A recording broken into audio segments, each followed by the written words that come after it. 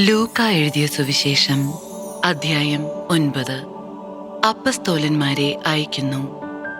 അവൻ 12 പേരെയും വിളിച്ച് സകല പിശാചുക്കളുടെയും മേൽ അവർക്ക് അധികാരവും ശക്തിയും കൊടുത്തു.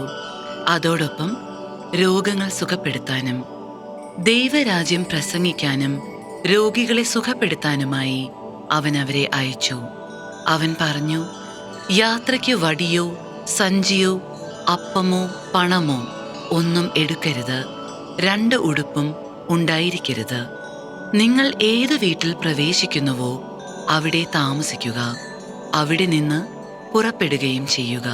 നിങ്ങളെ സ്വീകരിക്കാതിരിക്കുന്നവരുടെ പട്ടണത്തിൽ നിന്ന് പോകുമ്പോൾ അവർക്കെതിരെ സാക്ഷ്യത്തിനായി നിങ്ങളുടെ കാലിലെ പൊടി തട്ടിക്കളയുവിൻ.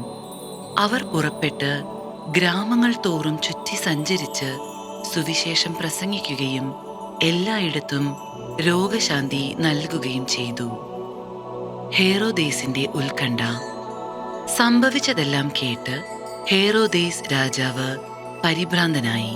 എന്തെന്നാൽ യോഹന്നാൻ മരിച്ചവരിൽ നിന്ന് ഉയിർപ്പിക്കപ്പെട്ടിരിക്കുന്നു എന്ന് ചിലരും, ഏലിയ പ്രത്യക്ഷപ്പെട്ടിരിക്കുന്നു എന്ന് മറ്റു ചിലരും, പണ്ടത്തെ പ്രവാചകന്മാരിൽ ഒരുവൻ ഉയിർത്തു വന്നിരിക്കുന്നു എന്ന് വേറെ ചിലരും പറഞ്ഞിരുന്നു.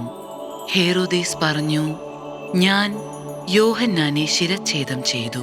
പിന്നെ ആരെക്കുറിച്ചാണ് ഞാൻ ഇക്കാര്യങ്ങൾ കേൾക്കുന്നത്? അവൻ ആരാണ്? അവനെ കാണാൻ ഹേറോദേസ് ആഗ്രഹിച്ചു. അപ്പം വർദ്ധിപ്പിക്കുന്നു. അപ്പസ്തോലന്മാർ മടങ്ങി വന്ന് തങ്ങൾ ചെയ്തതെല്ലാം യേശുവിനെ അറിയിച്ചു. അവൻ ബേത്സൈദ എന്ന പട്ടണത്തിലേക്ക് അവരെ കൂട്ടിക്കൊണ്ടുപോയി. ഇതറിഞ്ഞ് ജനങ്ങൾ അവന്റെ പിന്നാലെ ചെന്നു.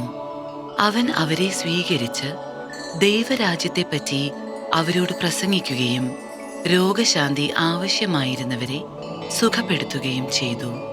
പകൽ അസ്തമിച്ചു തുടങ്ങിയപ്പോൾ 12 പേരും അടുത്തുവന്ന് അവനോട് പറഞ്ഞു, നാം വിജനപ്രദേശത്തായതുകൊണ്ട് ഗ്രാമങ്ങളിലും നാട്ടിൻ പുറങ്ങളിലും പോയി താമസിക്കുന്നതിനും ഭക്ഷണ സാധനങ്ങൾ വാങ്ങുന്നതിനും ജനങ്ങളെ പറഞ്ഞയക്കുക. അവൻ പ്രതിവചിച്ചു, നിങ്ങൾ അവർക്ക് ഭക്ഷണം കൊടുക്കുവിൻ. അവർ പറഞ്ഞു, ഞങ്ങളുടെ പക്കൽ 5 അപ്പവും 2 മത്സ്യവും മാത്രമേയുള്ളൂ. ഈ ജനങ്ങൾക്കെല്ലാവർക്കും ഭക്ഷണം നൽകണമെങ്കിൽ ഞങ്ങൾ പോയി വാങ്ങിക്കൊണ്ടുവരണം. അവിടെ ഏകദേശം 5000 പുരുഷന്മാർ ഉണ്ടായിരുന്നു. അവൻ ശിഷ്യന്മാരോട് പറഞ്ഞു, 50 വീതം പന്തികളായി ജനങ്ങളെ ഇരുത്തുവിൻ. അവർ അങ്ങനെ ചെയ്തു.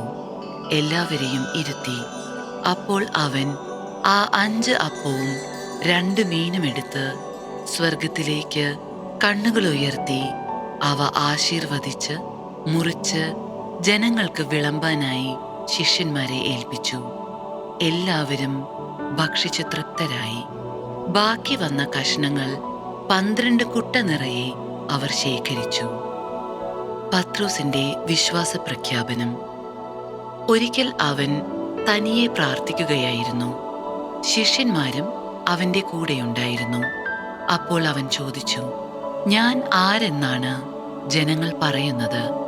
അവർ മറുപടി നൽകി, ചിലർ സ്നാപക യോഹന്നാൻ എന്നും മറ്റു ചിലർ ഏലിയ എന്നും വേറെ ചിലർ പൂർവ്വ പ്രവാചകന്മാരിൽ ഒരാൾ ഉയിർത്തിരിക്കുന്നു എന്നും പറയുന്നു.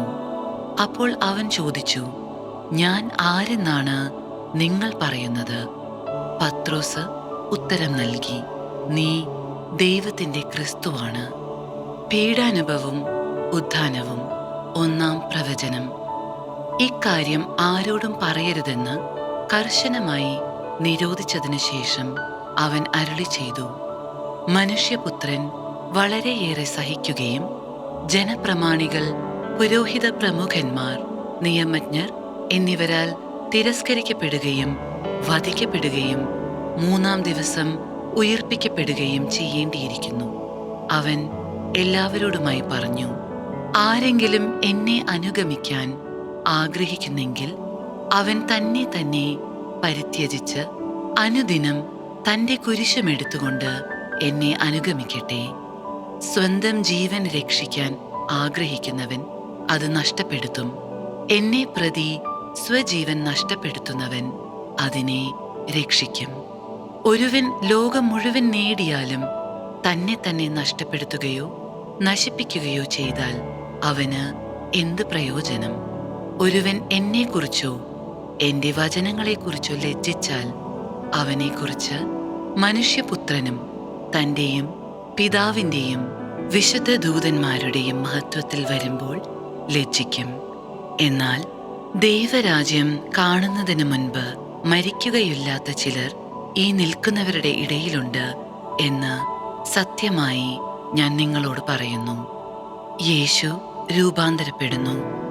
അവൻ ഇത് പറഞ്ഞിട്ട് ഏകദേശം 8 ദിവസങ്ങൾ കഴിഞ്ഞ് പത്രോസ്, യോഹന്നാൻ, യാക്കോബ് എന്നിവരെ കൂട്ടിക്കൊണ്ട് പ്രാർത്ഥിക്കാൻ മലയിലേക്ക് കയറിപ്പോയി. പ്രാർത്ഥിച്ചു കൊണ്ടിരിക്കുമ്പോൾ അവന്റെ മുഖഭാവം മാറി, വസ്ത്രം വെണ്മയോടെ ശോഭിച്ചു. അപ്പോൾ 2 പേർ, മോശയും ഏലിയായും അവനോട് സംസാരിച്ചു കൊണ്ടിരുന്നു. അവൻ മഹത്വത്തോടെ കാണപ്പെട്ടു. അടുത്തു തന്നെ ജെറുസലേമിൽ പൂർത്തിയാക്കേണ്ട അവന്റെ കടന്നുപോകലിനെ കുറിച്ചാണ് അവർ സംസാരിച്ചത്. നിദ്രാവിവശരായിരുന്നിട്ടും പത്രോസും കൂടെയുള്ളവരും ഉണർന്നിരുന്നു. അവർ അവന്റെ മഹത്വം ദർശിച്ചു. അവനോട് കൂടെ നിന്ന ഇരുവരെയും കണ്ടു. അവർ പിരിഞ്ഞു പോകുമ്പോൾ പത്രോസ് യേശുവിനോട് പറഞ്ഞു, ഗുരു, നാം ഇവിടെ ആയിരിക്കുന്നത് നല്ലതാണ്. ഞങ്ങൾ 3 കൂടാരങ്ങൾ ഉണ്ടാക്കാം. ഒന്ന് നിനക്ക്, ഒന്ന് മോശയ്ക്ക്, ഒന്ന് ഏലിയായ്ക്ക്. താൻ എന്താണ് പറയുന്നതെന്ന് അവന് തന്നെ നിശ്ചയമില്ലായിരുന്നു. അവൻ ഇത് പറയുമ്പോൾ ഒരു മേഘം വന്ന് അവരെ ആവരണം ചെയ്തു. അവർ മേഘത്തിനുള്ളിലായപ്പോൾ ശിഷ്യന്മാർ ഭയപ്പെട്ടു. അപ്പോൾ മേഘത്തിൽ നിന്ന് ഒരു സ്വരം കേട്ടു, ഇവൻ എൻ്റെ പുത്രൻ, എൻ്റെ തെരഞ്ഞെടുക്കപ്പെട്ടവൻ, ഇവന്റെ വാക്ക് ശ്രവിക്കുവിൻ. സ്വരം നിലച്ചപ്പോൾ യേശു മാത്രം കാണപ്പെട്ടു. ശിഷ്യന്മാർ മൗനം അവലംബിച്ചു. തങ്ങൾ കണ്ടതൊന്നും ആ ദിവസങ്ങളിൽ അവർ ആരോടും പറഞ്ഞില്ല. പിശാച് ബാധിച്ച ബാലനെ സുഖപ്പെടുത്തുന്നു. പിറ്റേ ദിവസം അവർ മലയിൽ നിന്ന് ഇറങ്ങി വന്നപ്പോൾ വലിയ ഒരു ജനക്കൂട്ടം അവന്റെ അടുത്തു വന്നു. ജനക്കൂട്ടത്തിൽ നിന്ന് ഒരുവൻ വിളിച്ചു പറഞ്ഞു, ഗുരു, എന്റെ മകനെ കടാക്ഷിക്കണമെന്ന് നിന്നോട് ഞാൻ അപേക്ഷിക്കുന്നു. അവൻ എന്റെ ഏക മകനാണ്. അവനെ ഒരു അശുദ്ധാത്മാവ് പിടികൂടുന്നു. അപ്പോൾ അവൻ പെട്ടെന്ന് നിലവിളിക്കുന്നു. നുരയും പതയും പുറപ്പെടുന്നതുവരെ അത് അവനെ ഞെരുക്കി പീഡിപ്പിക്കുകയും പരിക്കേൽപ്പിക്കുകയും ചെയ്യുന്നു. അത് അവനെ വിട്ടുമാറുന്നുമില്ല. അതിനെ പുറത്താക്കാൻ ഞാൻ നിന്റെ ശിഷ്യന്മാരോട് അപേക്ഷിച്ചു, എന്നാൽ അവർക്ക് സാധിച്ചില്ല. യേശു പ്രതിവചിച്ചു, വിശ്വാസമില്ലാത്ത വഴിപിഴച്ച തലമുറയെ, ഞാൻ എത്ര നാൾ നിങ്ങളോട് കൂടെ ഉണ്ടായിരിക്കും? എത്ര നാൾ നിങ്ങളോട് ക്ഷമിക്കും? നിന്റെ മകനെ ഇവിടെ കൊണ്ടുവരിക. യേശുവിന്റെ അടുത്തേക്ക് വരുമ്പോൾ തന്നെ പിശാച് അവനെ നിലത്തു വീഴ്ത്തി പീഡിപ്പിച്ചു. യേശു അശുദ്ധാത്മാവിനെ ശാസിക്കുകയും കുട്ടിയെ സുഖപ്പെടുത്തി പിതാവിനെ ഏൽപ്പിക്കുകയും ചെയ്തു. ദൈവത്തിന്റെ മഹത്തായ ശക്തിയെക്കുറിച്ച് എല്ലാവരും അത്ഭുതപ്പെട്ടു. പീഡാനുഭവത്തെക്കുറിച്ച് 2-ാം പ്രവചനം. അവന്റെ പ്രവൃത്തികളെക്കുറിച്ച് എല്ലാവരും വിസ്മയിക്കവേ അവൻ ശിഷ്യരോട് പറഞ്ഞു, ഈ വചനങ്ങൾ നിങ്ങളിൽ ആഴത്തിൽ പതിയട്ടെ. മനുഷ്യപുത്രൻ മനുഷ്യരുടെ കൈകളിൽ ഏൽപ്പിക്കപ്പെടാൻ പോകുന്നു. അവർക്ക് ഈ വചനം മനസ്സിലാക്കാൻ കഴിഞ്ഞില്ല. അവർക്ക് മനസ്സിലാക്കാൻ സാധിക്കാത്ത വിധം അത് അത്ര നിഗൂഢമായിരുന്നു. അതേപ്പറ്റി അവനോട് ചോദിക്കാൻ അവർ ഭയപ്പെട്ടു. ആരാണ് വലിയവൻ? തങ്ങളിൽ വലിയവൻ ആരാണ് എന്ന് അവർ തർക്കിച്ചു. അവരുടെ ഹൃദയ വിചാരങ്ങൾ അറിഞ്ഞ യേശു ഒരു ശിശുവിനെ എടുത്ത് അടുത്തു നിർത്തി അവരോട് പറഞ്ഞു, എന്റെ നാമത്തിൽ ഈ ശിശുവിനെ സ്വീകരിക്കുന്ന ഏവനും എന്നെ സ്വീകരിക്കുന്നു. എന്നെ സ്വീകരിക്കുന്നവൻ എന്നെ അയച്ചവനെ സ്വീകരിക്കുന്നു. നിങ്ങളിൽ ഏറ്റവും ചെറിയവൻ ആരോ അവനാണ് നിങ്ങളിൽ ഏറ്റവും വലിയവൻ. നിങ്ങൾക്ക് എതിരല്ലാത്തവൻ നിങ്ങളുടെ ഭാഗത്താണ്.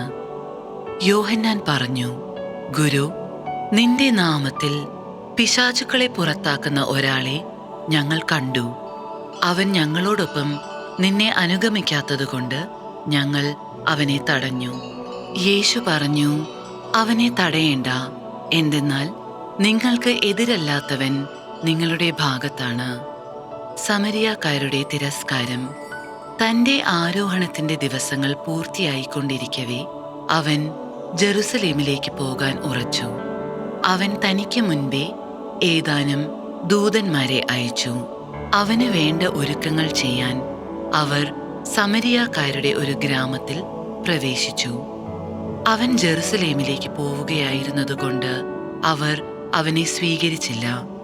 ഇത് കണ്ടപ്പോൾ ശിഷ്യന്മാരായ യാക്കോബും യോഹന്നാനും പറഞ്ഞു, കർത്താവേ, സ്വർഗത്തിൽ നിന്ന് അഗ്നി ഇറങ്ങി ഇവരെ നശിപ്പിക്കട്ടെ എന്ന് ഞങ്ങൾ പറയട്ടെയോ?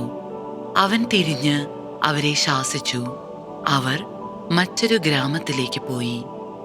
ശിഷ്യത്വം ആവശ്യപ്പെടുന്ന ത്യാഗങ്ങൾ.